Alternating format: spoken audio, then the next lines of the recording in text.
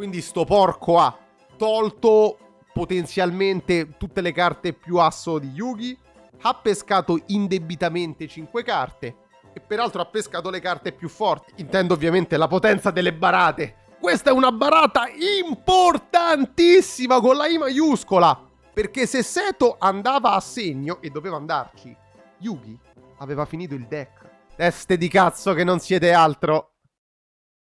Quest'oggi smontiamo Noah contro Kaiba e Yugi, uno dei duelli più sporchi della storia di Yu-Gi-Oh! Siamo ad un punto importantissimo della storia. Prima della fine del torneo di Kaiba, i nostri protagonisti devono scappare dal mondo virtuale. Se perderanno contro Noah, rimarranno intrappolati per sempre. Come sempre, se delle carte sono state pubblicate da noi e qui vengono utilizzate con un effetto diverso, per me quella è una barata. Se invece siamo davanti a delle carte anime only, allora le lasceremo passare. Iscriviti, metti like per non perdere in futuro questi video e vediamo chi vince. Io sto dalla parte dei Kaiba, ve lo dico immediatamente. Inizia andando ad evocare Verme Gigante e posiziona una carta coperta.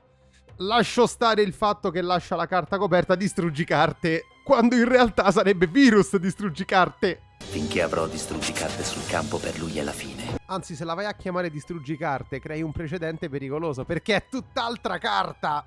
È solo nel primo turno questo. Immaginiamoci gli altri. Noah pesca. Entra sul terreno Chiron il saggio. Nel frattempo sono arrivati gli altri a godersi lo spettacolo. Seto, non girarti che Noah te la mette in quel posto. Chi di noi ai tornei quando l'avversario si gira così non comincia ad aggiustarsi le carte, eh? Va beccati, eh? Fate vedere che comunque Noah è la fotocopia di Seto con un po' di ciuffo in più. Noah va a far distruggere cosa? Chiron va a distruggere la carta coperta. E quindi il virus distruggi carte, questo era il vero nome, viene distrutto. Va benissimo tutto, però c'è un piccolo problema. Chiron il saggio dice che una volta per turno puoi scartare una magia, puoi scegliere come bersaglio una magia o trappola controllata dall'avversario e distruggi il bersaglio. Però prima scarta una magia. Noah non ha scartato un cazzo. No, God! Questo è grave. Magari in mano aveva Anfora dell'avidità come unica magia. Doveva stare alle regole. Se no così c'hai quello e non paghi nessun costo. Cioè, chi cazzo sei, il figlio dell'oca bianca? Battleface. Chiron va a distruggere il germe gigante. Sono 800 per Kaiba. Però questo gli dà il potere di evocare un altro germe gigante dal deck. E in più Noah va a perdere 500. Germe gigante ha effettivamente questo effetto: distrutta in battaglia, mandata al cimitero, infligge 500 danni ed evoca specialmente qualsiasi numero di germe gigante dal deck scoperti in posizione di attacco. Perché poi c'è anche questo tema: nessuno ha ancora evocato scoperto in difesa. Normalmente i duelli iniziano tutti così. Complimenti! Vabbè, non ve ci abituate perché Noah già ne ha messa una de barata brutta. Siamo nel turno di Kaiba. Offre come tributo il germe gigante e ti va ad entrare il Signore dei Vampiri. Carta straordinaria e fortissima. Ancora oggi è strabiliante all'interno, per esempio, dei retroformati. Il Signore dei Vampiri va a distruggere Chiron e vengono inflitti dei punti a Noah. Al momento Kaiba è il padrone del terreno. Kaiba sfrutta il power up del Signore dei Vampiri. Costringe Noah a scartare una carta al cimitero. Viene scartato il Soldato di Pietra. L'effetto è sostanzialmente corretto, inflitto danno da combattimento. Seto avrebbe dovuto dichiarare chiaramente il tipo di carta, un mostro, magia o trappola. E l'avversario mandava un tipo di carta di quel tipo dal deck al cimitero. Tu, volente o nolente, sei costretto a spedire una delle tue carte al cimitero. Se io fossi stato in Seto gli avrei fatto scartare una magia, perché so che gioca sti cavolo di rituali del cavolo. Magari sai, assieme alla magia che prima avrebbe dovuto scartare grazie a Chiron, adesso lo mandavi in un -2 importante. E invece questo c'ha ancora la mano piena. Noah utilizza la carta Spaccatura, che noi neanche vediamo, però è abbastanza eloquente. Che t'ha fatto Spaccatura? Ha un artwork così carino. E distrugge un mostro scoperto controllato dall'avversario con l'attacco minore. In caso di parità scegli tu. Seto aveva solamente il Signore dei Vampiri, eccetto il Deckmaster che però non è in campo, quindi anche questa giocata è corretta. Evocazione di Eris sul terreno di Noah. Attacco direttamente a Seto, che è indifeso. I suoi life points, gli ha fatto un bel danno. Il mostro che ha utilizzato Noah non lo abbiamo, è un normale prodotto solo per l'anime. Se dovessimo trovare un corrispettivo potremmo utilizzare Strega Oscura Dunares, anche lei normale con 1800 di attacco. Noah mette una carta coperta. Turno di Seto, bello ritmato sto duello. Torna in campo il Signore dei Vampiri. Viene sfruttato il suo secondo effetto durante la prossima Stand by Face, dopo che questa carta sotto il tuo comando è stata distrutta e mandata al cimitero dall'effetto di una carta dell'avversario, evoca specialmente questa carta dal cimitero. Regà, è giusto, non è stato distrutto in battaglia e quindi può beneficiare di questo potere. Forse ti avevamo sottovalutato, caro Kaiba. Entra in campo poi il Guerriero di Ardesia. Anche questa nei retroformati è qualcosa di incredibile, perché ha 1900 di attacco ed è un 4 stelle, quindi non ha bisogno di tributi. Seto si prepara all'attacco, ma Noah va ad utilizzare Scuoti Terreno. Lui sceglie 2 attributi di carte mostro. L'avversario sceglie uno di quegli attributi e va a distruggere tutti i mostri sul suo terreno con quell'attributo. Kaiba sceglie l'attributo Oscurità e quindi fa fuori il Signore dei Vampiri. Oh, poverino, viene completamente liquefatto. Mossa del cazzo, cioè perdonami, perché cazzo vai a distruggerti il tuo mostro più forte? Cioè, non solo con lui vai a togliere carte dalla mano dell'avversario, ammesso anche che ti ricordi quante e quali carte puoi levare, ma non dimentichiamoci che rimuovendolo dal terreno potrebbe anche evocare Genesi Vampira, un boss da 3000 di attacco. E invece no, lui rimane con Guerriero di Ardesia, che è un normalissimo mostro normale, di 100 punti più debole. Ovviamente va per attaccare, va a distruggere la fata di Noah, che quindi rimane... Ma wow! Gli altri anche secondo me lo stanno a fare un po' coglionello. Quindi Noah, giusto per dire, mette Inondazione Gigante. Arriva un bello tsunami, fa fuori tutti i mostri nei cimiteri e sui terreni, e finalmente ci presenta il suo Deckmaster. Compare una bella arca. Peraltro non vi sembra che abbia in mano carte un pochetto false? Sta roba va a finire di un male, ma di un male, fidatevi. Allora, il Deckmaster è praticamente l'arca e risucchia a bordo, diciamo, tutti i mostri mandati al cimitero. Ok, qui però ti fermo, esimia testa di cazzo, perché se le regole so quelle, devono rimanere quelle sempre. La carta di Noah, Arca di Shinato, è letteralmente una carta magia rituale. Siamo stati a dire per tutto l'arco della saga virtuale che i Deckmaster devono essere mostri. Sta cazzo de bagnarola è semplicemente utilizzata per l'evocazione rituale di Shinato, re di un livello superiore, e ti fa offrire i normali tributi da terreno a mano per andare a soddisfare il livello. Non possiede attacco e difesa, non va a rubare mostri, non stampa punti vita, non combina un cazzo questa carta. Questo al paese mio si chiama favoritismo. Il tuo avversario non ha tutte queste comodità che hai tu. Attenzione, perché la carta Inondazione Gigante, spiega Seto, ha fatto fuori tutti i mostri anche nelle mani. Quindi mettiamo caso lui dovesse pescare un mostro, sapete com'è? Lo abbassa di altri 2 centimetri. Ecco che Seto va a pescare. Le carte che già ha in mano sono devastanti. Ed ecco che entra in campo il Drago Lanciere. Noah dice che non si può fare. Lo stronzetto c'ha una bella baratina pronta per tutti noi.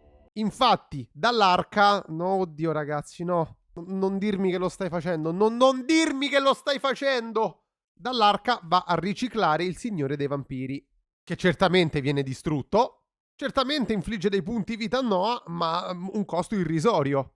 Non puoi.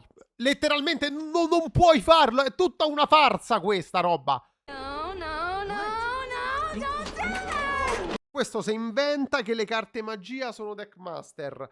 Poi queste carte riciclano i mostri. Tra un po' che te inventi? Che te fa pure il caffè? Really, George? In serio, Jorge? Questo te cambia pure la skill del terreno di gioco a piacimento, vabbè. E Noah va ad evocare, madonna quanto sei brutto, Rex gigante, con cui fai... Madonna ragazzi, manca a fa così. Questo sadico spietato del cazzo fa ammazzare il povero draghetto. No. Noah dice che per fortuna il drago era in posizione di difesa.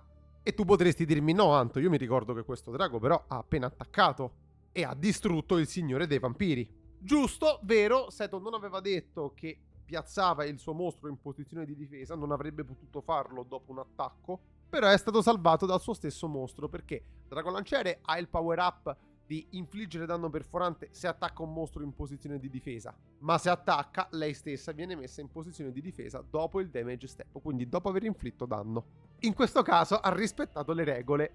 Kaiba pesca e la pesca proprio alla grande. In ogni duello che abbiamo visto, carta di santità, cazzera quella roba da Marik, carta delle ultime volontà, ce l'avessimo noi sto potere, ti invidio.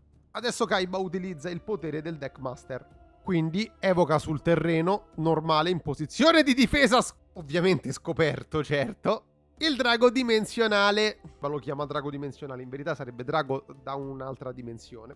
Ok, va a posizionare 3 carte coperte. Ma dico io, almeno evocateli specialmente, almeno in questo modo potete metterli in difesa e fate sta zitto tanto show. Cioè, volete mettere il gusto di fa sta zitto tanto show. Poi scusate, è vero che in difesa ha 1500, ma in attacco mi sembra che abbia 1400. Nella realtà lui ha 1200 e facciamo attenzione.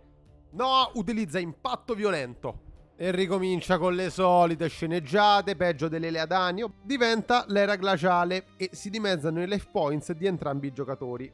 No, utilizza quindi panico dell'era glaciale. Questo teoricamente gli consente di evocare ultimo mammut, che però ha solamente 800 di attacco. Stanno a succedere un po' di robe assurde tutte insieme. Diciamo che il panico dell'era glaciale mi ricorda molto Dai inaspettato. Se non controlli nessun mostro, evoca specialmente un mostro normale di livello 4 o inferiore. Il mammut può quindi attaccare, e so tutti effettivamente. E Seto, hai praticamente perso, è vero. Kaiba però va a far rientrare sul terreno il drago da un'altra dimensione di 1500 di attacco. No ragazzi, no. Ragazzi, cioè per favore, ricordiamo che il drago da un'altra dimensione ha 1200 di attacco, ma ce lo facciamo andare bene. Diciamo che l'effetto secondo cui non può essere distrutto da una carta magia o trappola che non la designa come bersaglio è giusto, quindi comunque può permanere sul terreno. Mi faccio andare bene anche il fatto che Noah faccia attaccare comunque l'ultimo dei mammut, perché anche se dovesse essere distrutto entrambi i giocatori avrebbero un danno e quindi comunque Seto perderebbe. Però eccolo qua, il mitico! Ah, finalmente! Questa è una cazzo di giocata figa, ragazzi. Anello della distruzione, qui si vede che va a bloccare l'ultimo dei mammut. In verità lo va a distruggere, andando ad infliggere a entrambi i giocatori una somma pari all'attacco. Quindi anche in questo caso Seto Kaiba è svampato. Però, udite udite, utilizza anello di difesa, con cui il danno va praticamente a 0. E va solamente a Noah. Mi dispiace, ma questa è una delle carte più belle e più forti di Yu-Gi-Oh! Secondo me la carta più forte nel formato GOT. E la carta con cui io onestamente ci ho vinto tantissime partite. Tanta roba. Mua. Ciao amica mia. L'era glaciale quindi volge al termine e... Cosa? Sti pezzi de merda ce l'hanno fatta ancora. Allora, Seto Kaiba ha protetto i suoi punti vita grazie all'anello di difesa e ci siamo. Però l'anello di difesa dice che diventa 0 quell'effetto di danno. L'effetto di danno di anello della distruzione dovrebbe dissolversi tutto. Cioè è 0 per tutti i cazzo di destinatari. Però così facendo ha annullato solamente il proprio danno. Anello di difesa che farà da scudo ai miei life points. Ho capito che tuo fratello ti sta altamente sul cazzo e anche lui sta cittando come un porco. Però manco a fa così. E tu testa di cazzo che non te ne accorgi. Fortuna che controllavi il mondo virtuale, le epoche, i multiversi dell'MCU, vabbè.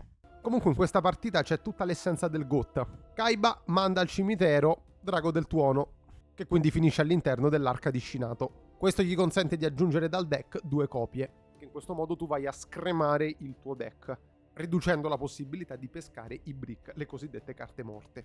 Peraltro lo vedete anche voi quell'artefatto vicino al deckmaster di Kaiba? Penzola! Utilizza polimerizzazione e crea il drago bifronte.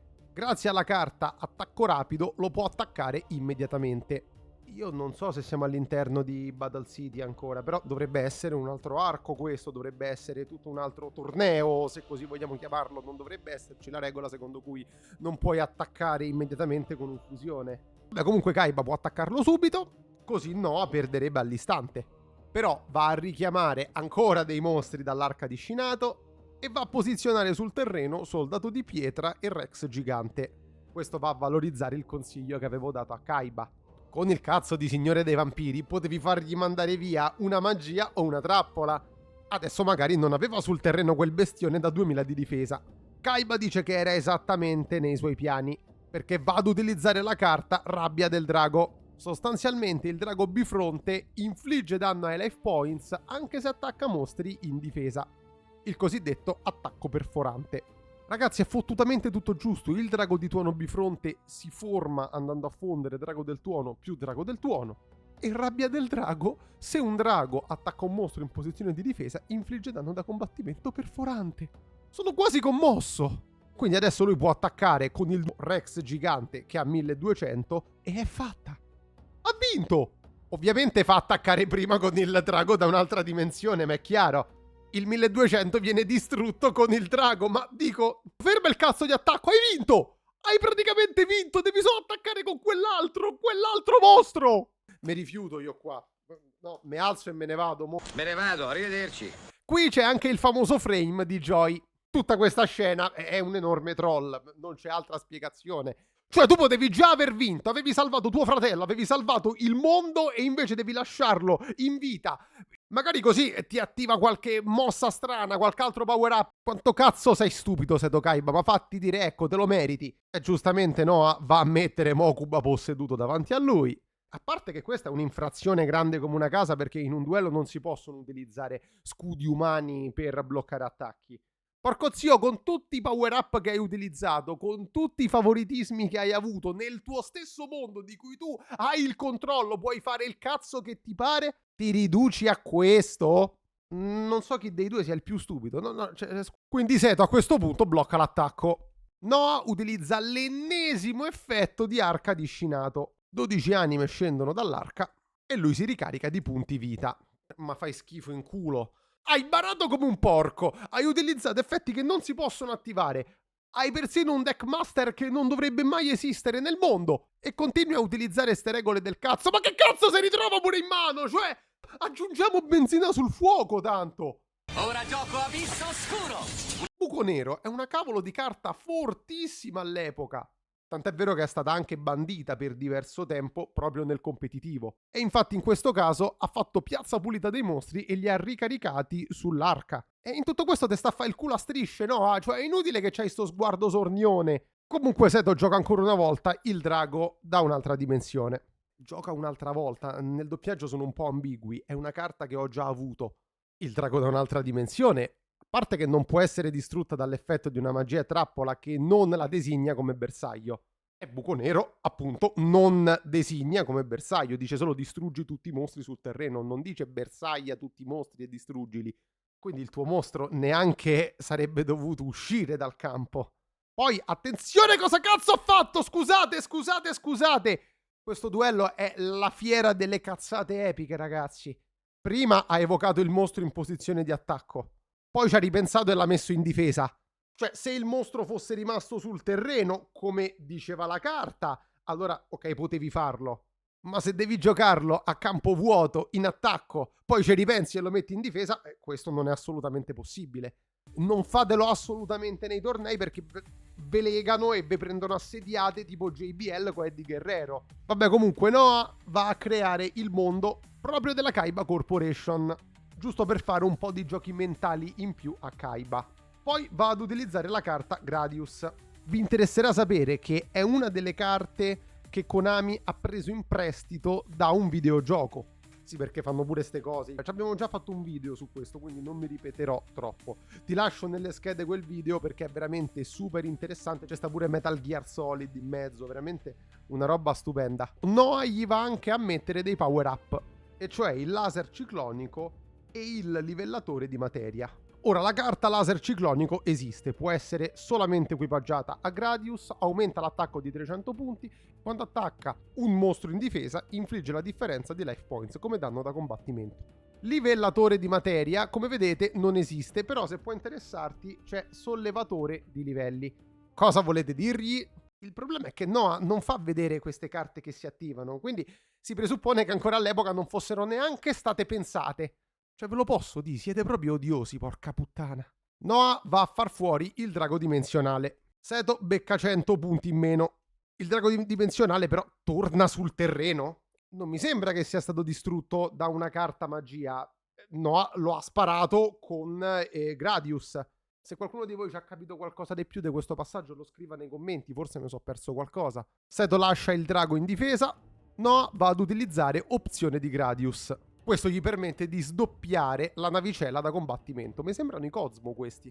Quindi il drago viene laserizzato di nuovo, gli fanno di nuovo la ceretta al drago. Questo è pesante, eh. Seto sta a 400 punti vita. Madonna, come cazzo ci andavano pesante col trash talking. Povero Seto, in mezzo alla polvere. Adesso ho capito perché alcuni giocatori stracompetitivi di Yu-Gi-Oh! So così, perché avendo visto per tutta la vita questi che se le dicevano de cotte e de crude, non è un alibi, però capisco. Mokuba sembra che si risveglia, giusto per aggiungere un po' più di dramma al discorso. Turno di Seto, 2 carte coperte. Sacrificio del draghetto. Mamma mia, eccolo che entra sul terreno, guardate quanto è figo! Ogni volta che entra, come dice The Rock, Goosebumps. Se vi interessa, adesso è uscito pure così. Li stanno stampando anche con il disegno che spara fuori dalle immagini. Se vi state chiedendo perché l'ha evocato con un solo tributo, ha utilizzato il potere del suo Deckmaster, che dà la possibilità di evocare un mostro che richiede 2 tributi con un solo tributo. Il cavalluccio marino vero può essere considerata come 2 tributi per l'evocazione tributo di un mostro luce, quindi essenzialmente l'effetto è lo stesso, ma assolutamente non dice che i vari mostri che richiedono 2 tributi possono essere evocati con solo un mostro sul terreno, però comunque non vi rovinerò questo momento magico. Vai Kaiba, fallo fuori! Luce bianca su Gradius che viene distrutto. Beccate questo, Noah, che non sei altro! Tutti con le braccia al cielo per Kaiba! Forza, anche se l'avete visto miliardi di volte questo episodio. Dimenticavo, sto bastardo gioca a Luzzichella con l'arca di Shinato. E quindi si ricarica di punti vita. Pezzo di... Quanto mi sta andando sul cazzo sto cazzoncello. Attenzione perché... Eccola! Eccola qui! Vai, vai, vai, siamo tutti con te! Simbolicamente è potentissima questa carta e nell'artwork e nel disegno. Kaiba sta contro un avversario che controlla il mondo intorno a lui, controlla anche le regole, e lo stiamo vedendo da questo video, e nonostante tutto non si arrende e combatte anche mentre è distrutto, ferito, sporco. L'artwork effettivamente va a comunicare proprio questo. Un guerriero vulnerabile che comunque non si arrende e rimane fiero a combattere. Vediamo se anche dal punto di vista delle regole è tutto così poetico. Seto spiega che entrambi i giocatori scelgono un mostro. I 2 mostri si affrontano e deve esserci un vincitore, non è ammessa parità. Siamo arrivati alla resa dei conti, Noah! Seto ovviamente sceglie il drago bianco. Noah fa andare il suo Deckmaster. Il drago bianco occhi blu lancia una bella scarica potente, distrugge tutto il Deckmaster di Noah, che quindi qui dovrebbe aver perso. Seto qui, quindi ufficialmente, dovrebbe aver vinto. Dovrebbe, perché Kalla, te pare? Nell'arca c'era il vero boss di Noah e Seto non se n'era accorto. Vi presento Shinato, re del livello superiore delle barate, perché qua le hanno fatte belle zozze, eh? Allora, ultimo turno può essere attivata solamente durante il turno dell'avversario, quando i tuoi life points sono 1000 o meno. E lo ha fatto. Scegli un mostro sul tuo terreno e manda tutte le altre carte sul terreno e in mano ad entrambi i giocatori nei rispettivi cimiteri. Quindi l'avversario sceglie un mostro dal suo deck, lo evoca tramite evocazione speciale in posizione di attacco e attacca il mostro da te scelto. Non c'è danno da combattimento. Nell'end phase il giocatore il cui mostro resta sul terreno vince il duello. In ogni altro caso il risultato è un pareggio. Scusatemi, Noah non poteva utilizzare il suo Deckmaster. Doveva evocarlo direttamente dal deck. Soprattutto il Deckmaster è stato distrutto, quindi non ha senso che adesso mi compare un altro mostro così perché la trama ha deciso che Seto doveva prenderla in quel posto. E porco zio, non c'è niente da ridere, testa di cazzo. È bello tutto, carta stupenda, ha anche un bel effetto molto cattivo e ha effettivamente 3300 di attacco. Però non sarebbe potuto entrare sul terreno. Il drago bianco occhi blu viene fatto fuori. Game over per Seto Kaiba e per una volta non è stato Yugi. No, a questo punto si fonde con Shinato. E occhio a farci vedere ste scene così. Mokuba, senza il controllo mentale di Noah, cerca di andare dal fratellone e in una scena super famosissima vengono entrambi pietrificati. Yugi non ci sta, prende le carte di Kaiba e sfida direttamente Noah, che consente di continuare la partita a patto che si utilizzino i life points a cui era rimasto Kaiba. Quindi Yugi prende il controllo del cavalluccio di Kaiba. Madonna, mentre camminava mi sembrava proprio un NPC. E adesso tocca a Yugi. Stai dicendo che ho barato? Ancora più epico di come era prima. Kaiba, cioè, ne esce con onore e soprattutto ha giocato delle carte una più figa dell'altra. Ricordiamo che Yugi può usufruire dei poteri del Deckmaster che prima era di Seto. Comunque Noah sta proprio aggressivo. Tristan pure è l'unico sincero che se la fa sotto. Oh, e cominciamo con una bella evocazione scoperto in difesa di Gazelle. Ma è lui, si vede quando entra, deve subito metterci i puntini sulle i, no? È chiaro. Ma che cazzo esultate voi? State tifando ben Barone. Siamo al turno 20, signori, peggio della partita de Gotta de torneo. Noah alza le braccia, Gazelle viene devastato, cioè gli è bastato solo alza le braccia. E i punti di Yugi vengono dimezzati. Noah acquisisce quei 200 che Yugi ha perso.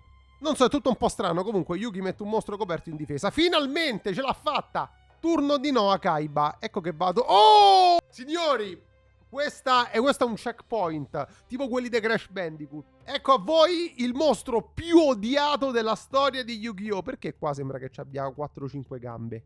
Questo uccellaccio maledetto, guardatelo però, mamma mia, figo però, è stata la carta più distruttiva e devastante di Yu-Gi-Oh! Semplicemente per questa cavolo di righetta. Vabbè, dovevi utilizzarlo in combo con altre carte, assolutamente, però ne abbiamo già parlato in un video, quindi ti metto la scheda così lo puoi andare a recuperare. No, qui sta utilizzando la stessa strategia. Vorrebbe andare a distruggere la carta coperta, però è il mitico guardiano celtico, ragazzi, e neanche la sua forma normale. Come? Scusa, che è successo qui? No, aspettate che forse quello che ha detto Yugi è giustissimo. L'effetto dice che non può essere distrutto in battaglia con un mostro che ha attacco di 1900 o superiore. Quindi Shinato non è riuscito a superare l'effetto protettivo. Però non si chiama guardiano celtico, mannaggia Yugi!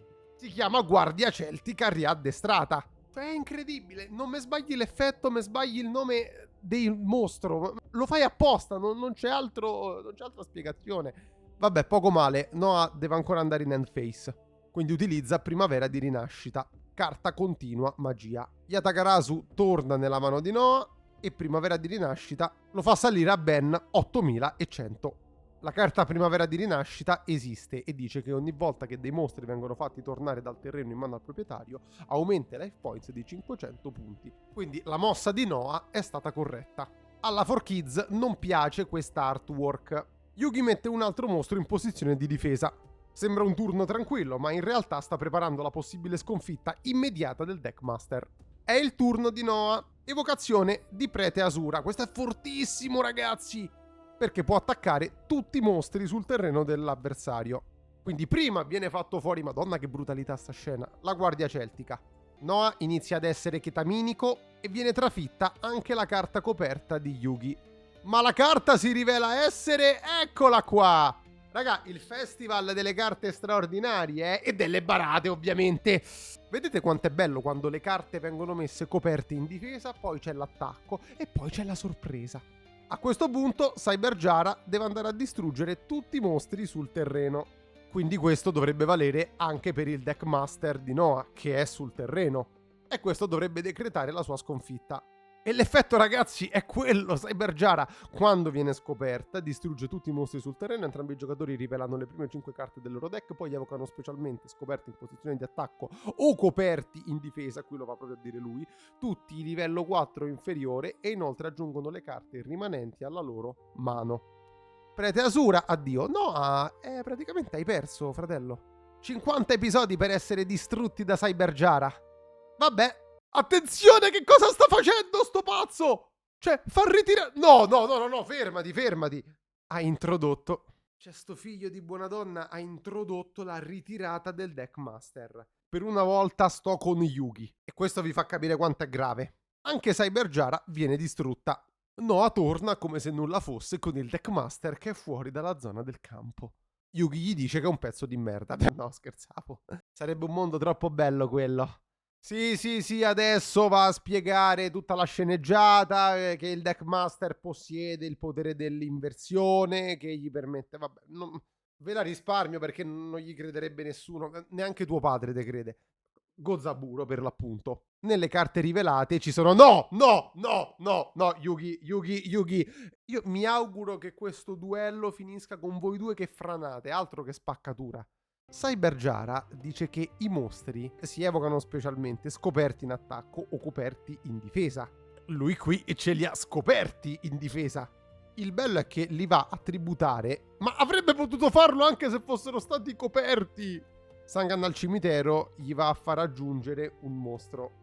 Questo gli consente di aggiungere Gardna Grande Scudo, che come possiamo vedere ha 100 di attacco. La mossa è legale perché Sangan, quando viene mandato dal terreno al cimitero, quindi anche per un'evocazione tributo, aggiunge un mostro con attacco 1500 o inferiore dal deck alla mano. Ma attenzione, non si può attivare e non si possono attivare effetti di carte con quel nome per il resto di questo turno. Poco male, perché i due tributi fanno attivare Mago Nero. Questo significa che Noah è scoperto e il Mago Nero fa un bell'attacco. Ah, finalmente l'hai sentito, brutto gaioffo che non sei altro. Turno di Noah. Utilizza Mondo Futuro. Questa carta anime è fortissima e consente a Noah di scegliere un mostro dell'avversario e di evocarne uno dalla mano con lo stesso numero di livello. E la scelta rimane niente po' di meno che sul drago Yamata. Super carta! A livello di artwork, ragazzi, questa è una delle più belle. Change my mind.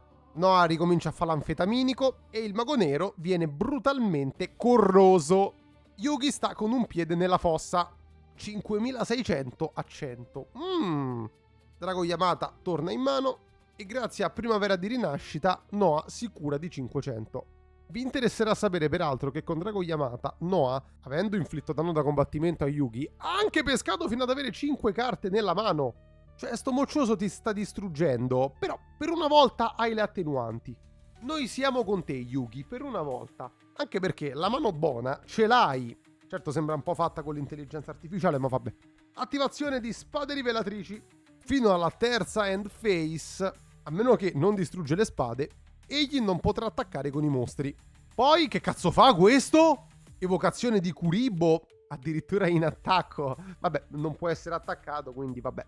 La strategia è utilizzarlo come tributo. Ah no, il cazzo, lo attacca. Cioè, l'unico pazzo che attacca con Kuribo. No, a questo punto perde la pazienza. E dice, sai che c'è? Metto una carta coperta e Dio provvede. Evocazione di Gardna Grande Scudo, ovviamente. In posizione di difesa e scoperto. Te sei in incrocio tra un farabutto, uno stupido e uno di cui averci pena. Altra carta coperta da parte di Noah. Mi sta cominciando a stancare. Oh, Nutriente Z. Carta di Kaiba. Viene messa coperta. Posso dire che sto duello sta diventando palloso? Aspetta, però che succede? No, ecco, l'ho appena detto. Calma, non ricominciate a friggere le persone, se no mi ricordate Joy contro Marik. No, trasforma ogni turno in una clessidra fatta di persone. Se Yugi non conclude in fretta, Duke, Tristan, Serenity, Joy e Thea vengono pietrificati uno dopo l'altro. Questo non modifica il testo di una carta, quindi non è una barata vera e propria. Però ogni end phase ha improvvisamente ora un costo umano, quindi manca a fa così. Cioè, sto poro Cristo sta giocando con un rapitore che controlla l'ambiente, gli spettatori e perfino l'uscita.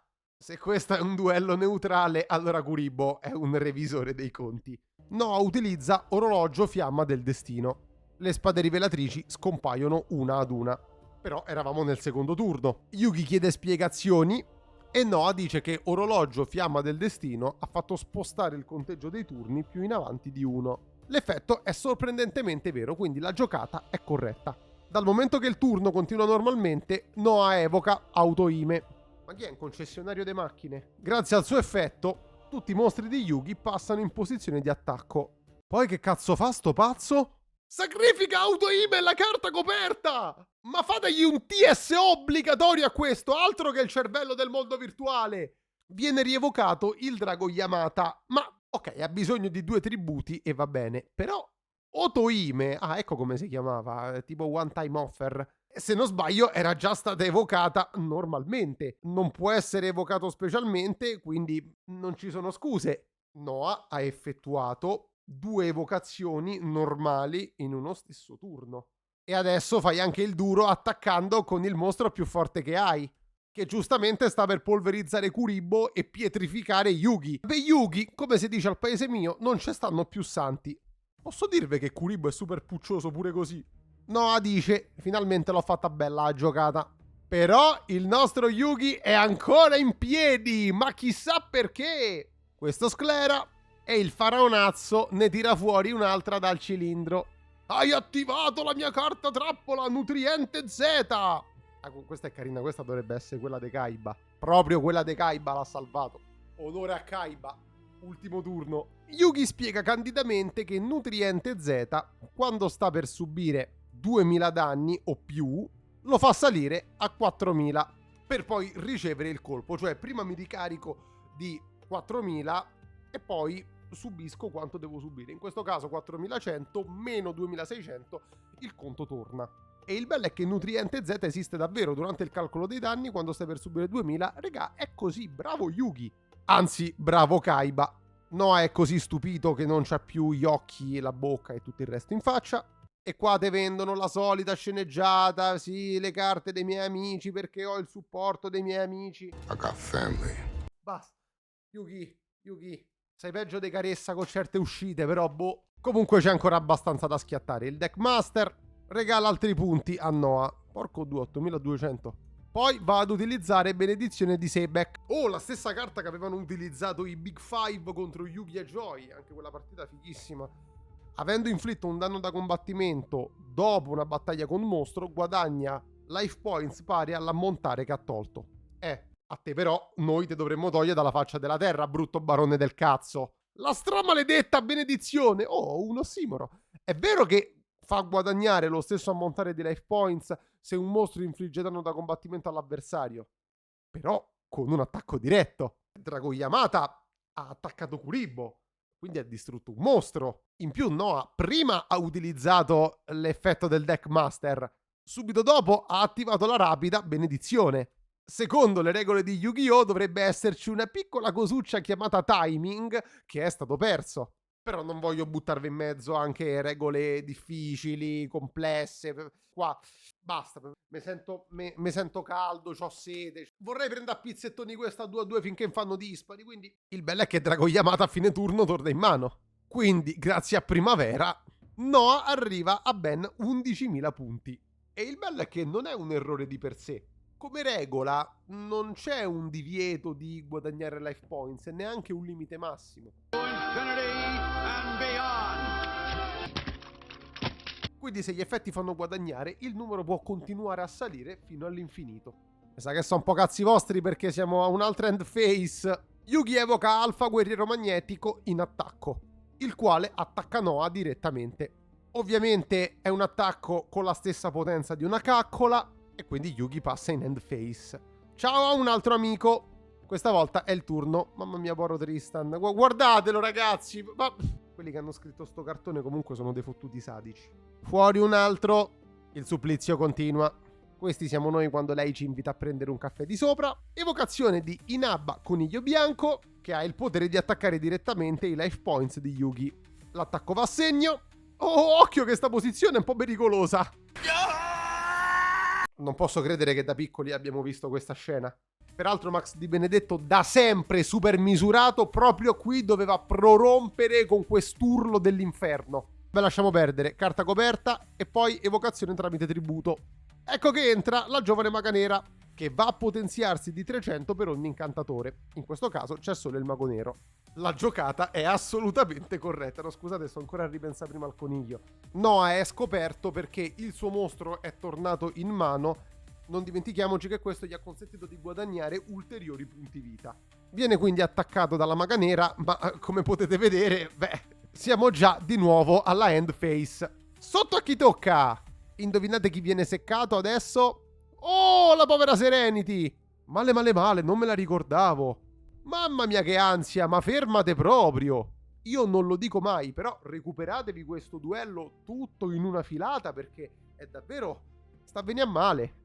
Sta ripartendo il conigliaccio a cui piace il fondoschiena di Yugi, se vi può interessare.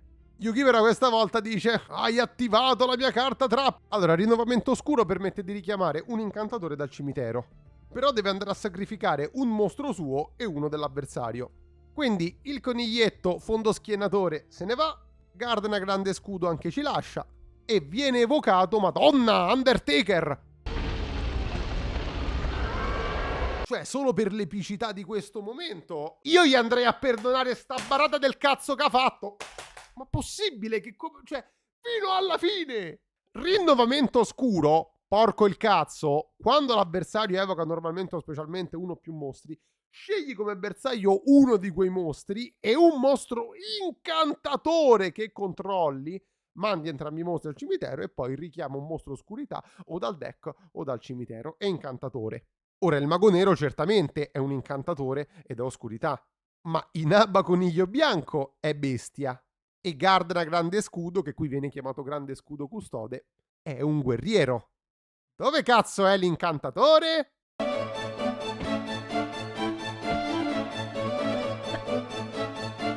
L'incantatore ce l'aveva sul terreno. Bravo, hai ragione. E allora perché non ha sacrificato lui? Dovevano fare in modo che sul terreno ci fosse la squadra al completo, cuccioli. Questa è una barata importante perché da qui si origina la linea dei maghi che porta fino al finale. Va bene che mi sta sulle scatole Noah, però dobbiamo farci riconoscere anche nel mondo virtuale. Certo, va bene. Adesso la situazione si è riequalizzata. E non finisce qui, arriva Rito della Magia Oscura, carta magia rituale per cui serve un sacrificio. E Yugi va a sacrificare Valkyrion dalla mano. Grazie a ciò va ad evocare il mitico Mago del Caos Nero. Scena super e incredibile, non metto bocca. E udite udite, il calcolo della scena è corretto. Mago del Caos Nero Oscuro che dir si voglia è un livello 8 e si può evocare con Rito Magia Oscura. Esattamente ciò che ha fatto Yugi. Vi interesserà sapere che nel corso del tempo è uscito anche Mago del Caos Oscuro Massimo, e la forma più forte proprio quest'anno, Mago del Caos Nero Caos Oscuro. Da questi mostri parte un bell'attacco che fa molto male a Noah. Dovrebbe perdere, sì, so tutti se non sbaglio. Noah però dice frena il cavallo, utilizzo Caos Barriera Terreno, una carta anime Holly. Questa carta nega l'attacco e costringe il mostro avversario con l'attacco più alto a combattere con quello con attacco più basso. E poi chiude la battle phase. E poi dice a Yugi, volevi! Se volessimo trovare un corrispettivo dovremmo utilizzare carte come annulla attacco e carte come controlla avversario, che sono rapide, quindi possono essere utilizzate anche nel turno dell'avversario. Si offre come tributo un mostro e poi si sceglie come bersaglio un mostro scoperto dell'avversario e si prende il controllo di quel bersaglio. Però a quel punto egli avrebbe il replay perché cambia il numero di mostri sul suo terreno e quindi può decidere se continuare l'attacco oppure no. In tutto questo cosa? Yugi perde dei punti. Ma ti sei fumato il cervello? Fate partire il cazzo di hashtag Noah Briccone. Il mostro che tu hai rubato, esimia testa azzurra, in quel momento era il tuo. Quindi nel momento in cui viene distrutto, i punti dovrebbero essere inflitti a te, però vengono inflitti a Yugi. E tu rimani beato a 8500. Farabutto del cavolo. Ah, dimenticavo, siamo di nuovo all'end phase. Solo sti due rimangono. Per me va a colpire Joy. Ovviamente, giustamente, no? Che pesantezza, ragazzi. Carta coperta da parte di Noah. Poi Noah dà di matto. Dice che visto che sa che il duello finirà in suo favore, mostra la sua prossima giocata. Utilizzerà la carta spaccaterreno per andarsi a riaggiungere il conigliaccio. Ora, spaccaterreno è una carta anime Holly, ma l'errore strategico è pesante qua. Hai un piano segreto, magari non rivelarlo con una conferenza stampa. You sly dog! You got me monologuing! I can't believe it! È incredibile, controllano mondi interi e perdono comunque contro il concetto rivoluzionario di non dire tutto ad alta voce. Adesso se quello si organizza e te crea una bella imbarcata, altro che il coniglio, sono contento! Comunque Noah mette 3 carte coperte. Yugi va a pescare. Noah non gli dà il tempo perché utilizza spaccaterreno. E quindi gli va a tornare in mano il conigliaccio. A questo punto Yugi... Ah, bravo, bravo! Chiudiamo il cerchio. È la carta con cui Seto all'inizio di questo duello aveva confuso Virus distruggi carte. Noah va a scartare tutta la mano, incluso il bianconiglio, e pesca lo stesso numero di carte. Yugi ordina al mago del caos rituale di attaccare. viene distrutta la carta coperta mostro, che però era Otohime, e questo costringe a mettere il mago nero in difesa. Poi utilizza Vascello delle illusioni, altra carta anime Holly che gli fa riprendere l'ennesimo coniglio. Oh, piove sul bagnato, questa gliela fa brutta! Questa è fortissima. La straordinaria cambiare idea ti fa selezionare e controllare un mostro sul lato dell'avversario del terreno. Ed è una delle carte più forti del gioco. Oggi si può giocare dopo che è stata bannata per tantissimi anni. Grazie a questa carta può rievocare Otohime in posizione di difesa. A questo punto sacrifica entrambi i suoi mostri e c'è l'evocazione di Hino Kagezushi. A livello competitivo nella storia non ha dato i risultati sperati. Però è un bel 2800 di pura potenza. E il bello è che si va anche a potenziare e diventa una bestia di 3000. Mamma mia quanto sei aggressivo, fratellone! Attacco sul mago rituale. Madonna, che frame assurdo. Yugi sta praticamente è fatta. Cioè di nuovo a 100 punti vita. Sto poveraccio, dopo tutte le ladrate che gli ha fatto sta canaglia, io non so. E il bello è che non si ferma. Macchina dell'energia spirituale. Una magia continua. Tiene sul terreno gli spirito e non tornano in mano a patto che lui scarti una carta. Energia spirituale è stato stampato e fa veramente quello che dice Noah, quindi la giocata è corretta. E non finisce qui, è il turno della povera Thea, povera stella, e Yugi, proprio game over. È un po' strano vedere il faraone in queste situazioni, vero? Adesso però succede il miracolo e pensa all'amico Yugi che lo va a tirare su. E si incontra con tutti i suoi amici, le solite sceneggiate. Yugi, pure io vorrei che ai tornei si presentassero da me tutti gli spiriti, dandomi le carte giuste che mi servono, maledetto che non sei altro. Quindi Yugi si rialza perché lui è un duro. Top deccata del destino. Vediamo quale carta utilizza. Niente, no. La solita, ragazzi, questa è la solita maledetta. Qui per aggiungere più sale sulla ferita fanno vedere tutti gli amici che danno le 6 carte del destino. Entrambi i giocatori pescano 6 carte. Tu stavi per terra devastato, delirante, avevi perso tutto e realmente doveva essere così. Hai pescato l'unica carta che ti salvava, che peraltro c'ha pure l'effetto sbagliato. Carta di santità fa bandire tutte le altre carte che controlli e nella tua mano minimo una da ognuna. Pesca fino a quando hai 2 carte nella mano. 2 carte, maledizione, 2! E fin qui tu puoi dirmi, vabbè, anche 2 carte, però non c'è niente di male. Yugi potrebbe ribaltare la partita anche con 2, certamente. Il problema è che qui, bellina Serenity, non c'erano neanche i presupposti per farlo. Perché Yugi aveva una singola carta in mano. Quindi non c'era il presupposto di bandire tutte le altre carte nella mano per attivare il power up di carta di santità. È come se una squadra rimasta in 7 giocatori improvvisamente arrivasse a 20 giocatori contro 11. Noah anche capisce la zozzata e dice altro che il coniglietto. Yugi utilizza, e vabbè ma te pareva, chi entra se non lui? È lui o non è lui? Certo che è lui! Addirittura si ritrova in mano, vabbè, aveva pescato il mondo intero, bene. Tu mi stai dicendo che avevi anche gli altri 2 draghi bianchi in mano? O hai fatto un patto col diavolo, oppure, cioè a sto punto pescava Exodia, faceva prima. Mi spiegate la cazzo di possibilità di pescare in una mano di 6 carte 2 draghi bianchi, un mostro resuscitato e una polimerizzazione? Cioè qua siamo oltre il cheat, siamo... No, dimmelo te perché tu controlli il mondo, quindi magari ne sai qualcosa. Ecco a voi il mitico drago bianco finale. La scena è epica ma non quanto altre scene, perché qui arriva tutto troppo in fretta. Addirittura ti va ad utilizzare attacco rapido, la stessa che aveva utilizzato Seto, che permette di bypassare una regola che non c'è. Quindi c'è un bel attacco su Hino Kagezushi che viene deflagrato. Noah da 10.000 va a 8.300, è poco male. Poi però, vabbè, dai, basta.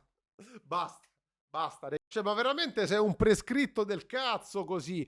6 carte e sono le esatte che ti servono per la sequenza esatta, la più forte possibile. La possibilità di pescare queste carte, ragazzi, è dello 0,0 periodico. State per vedere un cappottone di draghi per Noah. E pensare che faceva tanto il simpatico con il coniglietto, eh? Yugi invece t'ha cacciato sti 3 draghi. Beh, che dire, passiamo alle cose formali. Attacco congiunto di 9000 e Noah ci lascia. Qui c'è un altro frame famoso che si trova su internet, in ogni dope. Tutti finalmente riacquisiscono la loro forma. Per quel che mi riguarda, Noah sta anche troppo bene dopo un attacco congiunto dei 3 draghi bianchi. Il coniglietto era decisamente più impressionante e ho detto tutto. Ora sì, bellissime scene signori, quello che volete, però arriviamo al verdetto. Ah, ben inteso, Noah ha citato più di Kaiba e Yugi messi insieme. E chiudiamo l'argomento.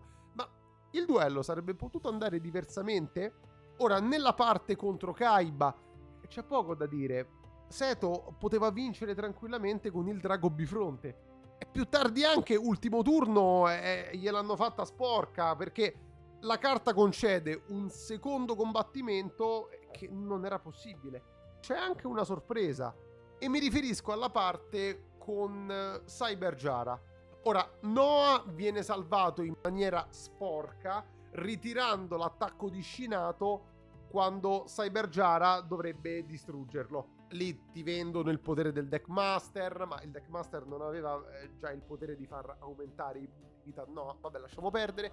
Il vero problema arriva prima, perché se applichiamo il vero testo di Shinato, il duello Noah l'aveva vinto già contro Gazelle. Se Noah si fosse ricordato del suo mostro, avrebbe vinto già dal primo turno contro Yugi. Però l'autorità di Noah è così grande che si taglia anche le gambe da solo. Non esiste nessuno che sia più in gamba di me. E puoi dirlo forte. Fatemi sapere il prossimo duello che volete vedere commentato, iscrivetevi, mettete like. Si è fatto abbastanza tardi, quindi io vado a vedere un bel episodio di Yugi.